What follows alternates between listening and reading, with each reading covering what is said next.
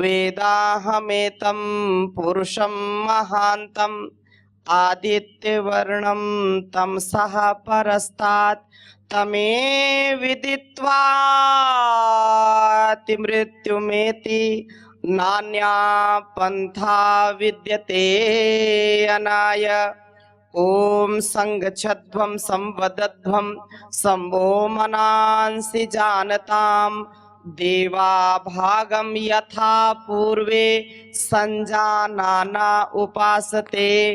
प्रेम से मिलकर चलो, बोलो सभी जानी बनो, पूर्वजों की भांति तुम कर्तव्य के मानी बनो, पूर्वजों की भांति तुम कर्तव्य के मानी बनो।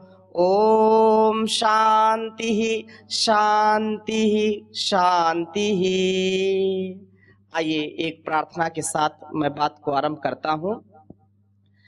दया कर दान भक्ति का हमें परमात्मा देना, दया कर दान भक्ति का हमें परमात्मा देना, दया करना हमारी आत्मा में शुद्धता देना, दया करना हमारी आत्मा में शुद्धता देना। सदा से आप दीनों का प्रभु उद्धार करते हो, सदा से आप दीनों का प्रभु उद्धार करते हो। हमें भी दीन हालत से पतित पावन उठा देना, दया कर दान भक्ति का हमें परमात्मा देना। हमारे ध्यान में आओ प्रभु, आँखों में बस जाओ, हमारे ध्यान में आओ प्रभु, आँखों में बस जाओ। अंधेरे दिल में आकर के परम ज्योति जला देना, दया कर दान भक्ति का हमें परमात्मा देना। बहा दो प्रेम की गंगा, दिलों में प्रेम का सागर, बहा दो प्रेम की गंगा, दिलों में प्रेम का सागर। हमें आपस में मिलजुल कर, हमें आपस में मिलजुल कर प्रभु रहना सिखा देना, दया कर दान भक्ति का हमें परमात्मा देना, दया कर दान भक्ति का हमें परमात्मा देना। हमारा धर्म हो सेवा, हमारा कर्म हो सेवा, हमारा धर्म हो सेवा, हमारा कर्म हो सेवा।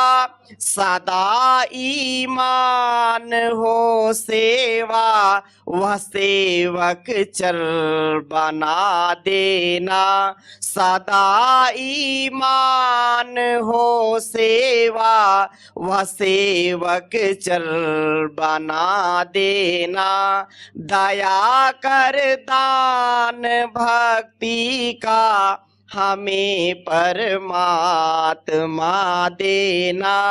वतन के वास्ते जीना, वतन के वास्ते मरना, वतन के वास्ते जीना, वतन के वास्ते मरना, वतन पे जान फिदा करना, वतन पे जान फिदा करना, प्रभु हमको सिखा देना, दया कर दान भक्ति का हमें परमात्मा देना, दया करना हमारी आत्मा में शुद्धता देना, दया करना हमारी आत्मा में शुद्धता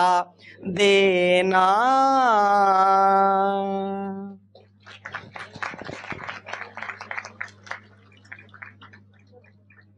जीवन और जगत, प्रकृति और परमात्मा, शिव और शक्ति, ये जीवन के ऐसे तत्व हैं जिनको हम पूर्ण रूप से कह नहीं सकते, परंतु बिना शक्ति के, बिना भक्ति के, बिना निष्ठा के, बिना श्रद्धा के जीवन हमारा चल नहीं सकता। उस परम पिता परमेश्वर की असीम कृपा हम सब के ऊपर है कि हमको ये मानव का जीवन मिला, और यह जीवन इसलिए मिला है ताकि हम अपने जीवन का उद्धार कर सकें। जन्म जन्मांतरों से जो कुविचार कुसंस्कार पड़े हैं उनका उद्धार कर सके, उनको दूर कर सके और निर्मल, निश्चल, निष्कपट, निष्कलंक जीवन जी सके। आत्म कल्याण के लिए जीवन मिला है, जग कल्याण के लिए जीवन मिला है। इस ध्येय के साथ गुरुनिष्ठ होकर के, राष्ट्रनिष्ठ होकर के, योगनिष्ठ होकर के जब हम जीवन को जीते हैं तो हमारे जीवन का वास्तव में उद्धार हो जाता है। 4 उद्देश्य है पूरे जीवन के। कितने उद्देश्य हैं? मनुष्य जीवन का उद्देश्य तो कुछ ना कुछ होना चाहिए ना। केवल भोजन करना, खाना, पापी पेट का सवाल है लोग बोलते हैं, तो केवल पेट का सवाल नहीं ना। पेट तो चींटी भी भरती है, हाथी भी भरता है, ईश्वर करता है व्यवस्था, परंतु मनुष्य का जीवन केवल इसके लिए नहीं मिला है। मनुष्य का जीवन धर्म की स्थापना के लिए मिला है। मनुष्य का जीवन धर्म को जीने के लिए मिला है। मनुष्य का जीवन स्वधर्म में, स्वकर्म में निरत रहने के लिए मिला है। यदि हम अपने धर्म का, अपने स्वकर्म का, स्वकर्तव्य का पालन नहीं करते तो पशु से भी बदतर हमारा जीवन हो जाता है। बहुत सुंदर बात कही कवि ने कि वास्तव में पशु पक्षी में अंतर क्या है, मनुष्य में अंतर क्या, विशेषता क्या है, क्या अंतर है? आहार निद्रा भयमैथुनञ्चा सामान्य में तत् पशुभिर्नराणाम धर्मो हि तेषाम् अधिको विशेषो धर्मेण हीनाः पशुभिः समानाः। कहा कि पशु पक्षियों में एंट से लेकर के एलिफेंट तक, कीड़ी, कुंजर, हाथी, घोड़ा, कीड़ा मकोड़ा, सब में और मनुष्य में अंतर क्या है? बोले कुछ भी अंतर नहीं है। बोले क्यों? बोले देखो, सुनो, वास्तव में जीवन का ध्येय क्या है? कहा कि आहार। आहार के बिना कोई भी संसार का प्राणी जीवित नहीं रह सकता। आहार के रूप में कुछ ना कुछ तो लेगा। कोई पानी भी पी सकता, वो भी उसका आहार हो सकता है। कई ऐसे जीव है केवल वो जो है कार्बन डाइऑक्साइड लेकर के जीते हैं, कोई केवल जो है ऑक्सीजन लेकर के जीता है, लेकिन उसका आहार है ना वो। आहार चींटी को भी चाहिए, हाथी को भी चाहिए, हिंसक को चाहिए, अहिंसक को भी चाहिए, शाकाहारी, मांसाहारी, सबको आहार चाहिए ना। जो व्यवस्था प्रकृति ने बनाई है। शेर, चीता जो मांसाहारी, उनको मांस मिलता है, वो खाते हैं, और जो जैसे खरगोश है, बकरी है, गाय है, उनको वो मिलता है। आहार सबके लिए चाहिए, आहार मनुष्य भी खाता है, लेकिन आहार में भी ये फेल है। इसके लिए इतनी प्रकृति ने संसार में बहुत सारी चीजें दी हैं, कितने प्रकार के फल, फूल, मेवा, कंदमूल इसके लिए बनाए हैं, लेकिन ये कभी सेट होता ही नहीं है। जो नहीं खाना उसमें भी हाथ मारेगा, है कि नहीं? अब बड़ा आश्चर्य है आप, क्योंकि हम तो सात्विक लोग हैं, मैं बता नहीं सकता कि क्या क्या खाते हैं। मतलब विदेशों में हाथी से लेकर चूहा तक, वो क्या सर्प और बिच्छू, कीड़ा मकोड़ा सब खा जाते हैं, यहां तक कि भ्रूण भी खा जाते हैं। ये बहुत बहुत ऐसे कई ऐसे देश हैं, सबसे महंगा आहार के रूप में, मतलब राक्षसी पर, मतलब पशु से भी इतने नीचे गिर जाना, ये किसी में नहीं है, केवल मनुष्य में है। तो आहार के स्तर पर भी मनुष्य फेल है। अगर उसको शास्त्र का, उसको गुरु का, उसको बड़ों का, उसको अपने महापुरुषों का यदि सानिध्य नहीं मिलता है, तो वो राक्षस से भी बदतर हो जाता है, पशु से भी नीचे गिर जाता है। तो आहार में फेल हो गया ना, आहार के विषय में। दूसरी बात, निद्रा, आहार, निद्रा। निद्रा भी क्या है? जब पशुओं को एक उचित मात्रा में नींद चाहिए, और वो जितना सो लेते भी सोते नहीं। कितने भी जो है आप अंधेरे में गाय को बांध दो, बकरी को बांध दो, लेकिन जब ब्रह्म मुहूर्त हो जाएगा तो उठ जाएंगे वो। आप भी पशुपालन कभी किए होंगे तो या देखे होंगे, कभी भी पशु पक्षी जो है संध्या के समय सोते नहीं है, लेकिन ये जो मनुष्य रूपी पशु है, जब चाहे सो गया, जब चाहे जाग गया, निशाचर है। कोई इसका नियम नहीं है। कोई नियम है क्या? कोई नियम नहीं है। तो ये जो गिरावट है मनुष्य की, यहां भी वो व्यवस्थित नहीं है। आहार, निद्रा, मैं केवल थोड़ा सा दिग्दर्शन आपको करा रहा हूं। आहार, निद्रा, भय, जिससे जीवन का खतरा है, उससे सभी डरते हैं। डरते हैं कि नहीं डरते? चींटी को भी अग्नि से डर लगेगा, पानी से डर लगेगा कि उसकी मृत्यु ना हो जाए। हाथी को भी डर लगता है कि जिससे उसकी मृत्यु हो उससे दूर रहता है, वो खतरे से दूर रहते हैं ना। सावधानी हटी दुर्घटना घटी। तो धर्म के काम में पीछे, अधर्म में सबसे आगे। भूत पिशाच प्रेत से डरेगा जिनसे नहीं डरना चाहिए, लेकिन अधर्म करने में, पाप कर्म करने में, चोरी में, व्यभिचार में, झूठ में कभी डरता नहीं, जिसका उसको फल भोगना पड़ता है। ये विचार करने की बात है। और मैथुन जो एक प्रकृति, ये प्रकृति और परमात्मा, ये संतान उत्पत्ति, ये प्रजा की उत्पत्ति का विषय है। तो प्रजा की उत्पत्ति सब करते हैं, संतान उत्पत्ति सब करते हैं, मनुष्य इसमें भी फेल है। एक प्रकृति की व्यवस्था है, संतान उत्पत्ति जब उसका काल आता है, ऋतु काल होता है, तो एक जो प्रकृति की व्यवस्था, उसमें वो सभी पशु पक्षी बंधे हैं। कोई 6 माह में, कोई 1 वर्ष में, कोई हो सकता है ऐसे भी पशु पक्षी जो जीवन में केवल एक बार बच्चों को जन्म देते हैं और फिर ब्रह्मचारी रहते हैं। लेकिन मनुष्य इसमें भी फेल। इसमें भी कोई इसका दिन नहीं, कोई जो है महीना नहीं, कोई वर्ष नहीं, इतना असंयमित जीवन जीता है, जिसके का आज का जो है जन समुदाय है वो किस ओर जा रहा है, ज्यादा चर्चा करने की जरूरत नहीं, आप सब जानते हैं। तो ये 4 चीजें बताई, आहार, निद्रा, भय, मैथुन, इनमें मनुष्य क्या है? फेल है। गिरावट आई कि नहीं आई? जो गुरु की सन्निधि में है, जो ईश्वर की सन्निधि में है, जो महापुरुषों की सन्निधि में है, जो योग के शरणागति में है, जो अपने शास्त्रों की शरणागति में है, वो जो स्वाध्याय करते हैं, सत्संग करते हैं, साधना करते हैं, वो तो इनसे बच जाते हैं। क्यों?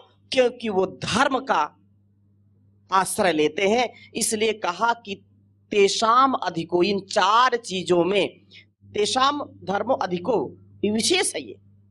आहार निद्रा भय मैथुनंचा सामान्य में तत् पशु भी नराणाम। सब पशु पक्षियों में समान है, लेकिन मैंने कहा कि उससे भी, पशु से भी नीचे। कवि ने तो कहा समान है, लेकिन आज की जो परिस्थिति वो पशु से भी बदतर गिरावट आ गई। धर्मो ही तेषाम अधिको विशेषो, ये धर्म ही ऐसा है जो सब पशु पक्षियों से मनुष्य को महान बनाता है, सबसे उत्तम बनाता है, विशेष बनाता है। अब धर्म क्या है, फिर प्रश्न उठता है। तो सावधान, धर्म के नाम पर जो आज लूट है, धर्म के नाम पर जो कार्य होता है वो धर्म नहीं है। जो लोग जो है वो मत पंथ संप्रदाय हैं, क्या है वो? मत पंथ संप्रदाय है, वो धर्म नहीं है। धर्म तो केवल एक ही है और वो है सच्ची मानवता का धर्म, सच्ची मानवता का धर्म। जो हमारा निज कर्तव्य वही हमारा धर्म है। एक माँ अपने कर्तव्य का पालन कर रही तो वो माँ का धर्म निभा रही, एक पिता अपने कर्तव्य का पालन कर रहा है तो पिता का धर्म, एक गुरु अपने धर्म का पालन कर रहा है, अपने कर्तव्य का पालन कर रहा है, तो अवर ड्यूटी इज द अवर धर्म, अवर डिवाइन ड्यूटी। मैंने उस दिन भी बोला, अपनी दिव्य चेतना से युक्त होकर के अपने कर्तव्य का पालन करना। एक पिता है, एक माता है, एक पति है, एक पत्नी है, एक भाई है, बहन है, बेटी है, बहू है, तो उसको अपने कर्तव्य से कभी विचलित नहीं होना चाहिए। ये सच्चा धर्म है। राष्ट्र के लिए धर्म, समाज के लिए धर्म, मानवता के लिए धर्म, और अपने संप्रदाय समुदाय को मानते रहे, लेकिन यही धर्म है। कहा कि यतो अभ्युदय निश्रेय सिद्धि स धर्म। धर्म क्या है? तो हमारे ऋषियों ने कहा कि जिससे मानवीय जीवन का उत्थान हो, जिससे समाज का कल्याण हो, जिससे आत्म कल्याण और विश्व का कल्याण हो, इस संसार में सबसे उच्च स्तर का जीवन जीना, वो धर्म है। अभ्युदय भी और निश्रेयस भी, जिससे मुक्ति हो जाए। जिससे क्या हो जाए? मुक्ति हो जाए। अब लोग जब अभ्युदय की बात आती है तो बड़े बड़े घोटाले भी कर देते हैं, भवन बनाते हैं और बड़े बड़े जो है कार्य करते हैं। याद रखना, अगर अध्यात्म को मूल में नहीं रखा, गुरु को मूल में नहीं रखा, तो भूल होगी। मूल में ईश्वर को, मूल में गुरु को रखेंगे तो भूल नहीं होगी, और नहीं तो भूल होगी तो जीवन धूल में मिल जाएगा। जीवन क्या हो जाएगा? धूल में मिल जाएगा। और गुरु को मूल में रखेंगे, ईश्वर को मूल में रखेंगे, योग को मूल में रखेंगे, तो जीवन सुगंधित फूल बन जाएगा, सबको सुगंधि देगा, सबको आकर्षित करेगा। सुरभित, सुव्यवस्थित और संयमित व्यवस्थित हमारा जीवन होना चाहिए। और याद रखना, आज का जो धर्म है, आज का हमारा जो कर्तव्य है, वो है योग धर्म। योग का करना और कराना, ये युग धर्म है, ये राष्ट्र धर्म है, ये मानवता का धर्म है। इसके करने से, कराने से हम सच्चे इंसान बनेंगे, और सच्चा इंसान उस भगवान का वरदान सिद्ध होता है। उस भगवान का दिया हुआ वरदान, जिसका आधान मनुष्य करता है, इंसान करता है, और इस जहान में वो महान बन जाता है। और जो महान होगा, इस जहान को भी महान बनाने का महान कार्य करता है, जैसा हमारे परम पूज्य गुरुदेव करते हैं। हर व्यक्ति के अंदर वो सामर्थ्य, वो शक्ति है, वो जो है जिजीविषा, वो जिज्ञासा और वो ज्ञान की पिपासा होनी चाहिए कि हमको कुछ मिले। जीवन को ऐसे व्यर्थ में नहीं जाने देना, जीवन को व्यर्थ में जाने नहीं देना, क्योंकि यह सच्चा जीवन हमको सेवा सत्कार के लिए मिलता है, परोपकार के लिए मिलता है। और जो ऐसा जीवन जिएगा उसका जीवन सफल होगा, सक्सेसफुल होगा, वो कभी भी फेल नहीं होगा, कभी असफल नहीं होगा। अपना योग धर्म और मिलजुल कर संवाद के साथ, प्रवास के साथ, शक्ति के साथ, सामंजस्य के साथ, सम्मान के साथ, स्वाध्याय के साथ, साधना के साथ, समरसता, परस्परता, कृतज्ञता के साथ ममत्व के साथ, जब हम अपनत्व के साथ, सह अस्तित्व के साथ, एकत्व के साथ जब अभ्यास करते हैं अपने इस जीवन और जगत के कल्याण का, तो कोई न्यूनता नहीं रहती, कोई कमी कोई निकाल भी नहीं सकता, क्योंकि हमारा जीवन पारदर्शी हो जाता है। हमारा जीवन पारदर्शी हो जाता है। इसलिए मनुष्य का जीवन बहुत महनीय है। अपने धर्म का पालन करिए। जो आपको उत्तरदायित्व गुरु ने दिया है, जो आपको उत्तरदायित्व हमारे राज्य प्रभारियों से, जिला प्रभारियों से, या जो भी हमको प्रकृति से मिला है, क्योंकि सेवा का स्वभाव यदि बन जाता है तो व्यक्ति बैठता नहीं। याद रखना, हमारा एक एक किया हुआ कर्म ईश्वर के खाते में लिखता जाता है। किसमें? ईश्वर के खाते में। और आप कहीं बड़े बड़े जो है शहरों में जाते हैं, अब शहरों में रह ही रहे हैं आप, यहाँ कहीं कैमरे लगे हैं कि नहीं? इसमें हॉल में कैमरे लगे हैं कि नहीं? लगे हैं ना? तो लगे हैं तो बोला सावधान, आप कैमरे की गिरफ्त में हैं, कैमरे की निगरानी में हैं, तो व्यक्ति सावधान हो जाता है, कहीं देखो कोई गड़बड़ ना हो जाए, वो सब कैच हो रहा है। याद रखना, आपका अच्छा और बुरा किया हुआ कर्म, ये कैमरे हो सकते हैं टूट जाए, फूट जाए, कनेक्शन कट जाए, कोई मशीन ही उठा ले जाए, लेकिन उसके कैमरे कभी बंद नहीं होते हैं, कभी नहीं बंद होते हैं। इस कर्म भूमि में, इस धर्म भूमि में हम दो प्रकार के बीज बोते हैं, हमेशा हर क्षण बोते रहते हैं। याद रखना मेरी बात को, हर समय हम दो बीज इस कर्म भूमि में बोते हैं। एक पाप के बीज बोते हैं, एक पुण्य के बीज बोते हैं, और जो बीज हम बोते हैं उसकी फसल हमको काटनी पड़ती है।